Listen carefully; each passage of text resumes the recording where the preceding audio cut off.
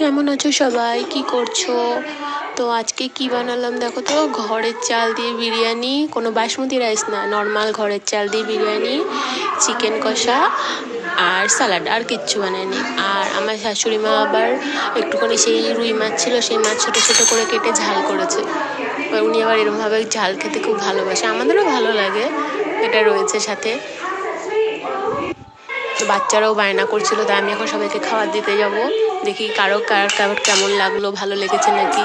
এই যে বাবাকে দিলাম, বাবাকে জিজ্ঞেস করলাম যে কেমন হয়েছে, বাবা তো বললো ভালো হয়েছে। তারপরে এবার আমার পাপাকেও জিজ্ঞেস করলাম, ও বললো হ্যাঁ ভালো হয়েছে। না, এবার আমি খেয়ে দেখছি কেরম হয়েছে। ভালো তো হয়েছে, নিজের নিজের তারিফ নিজে করছি।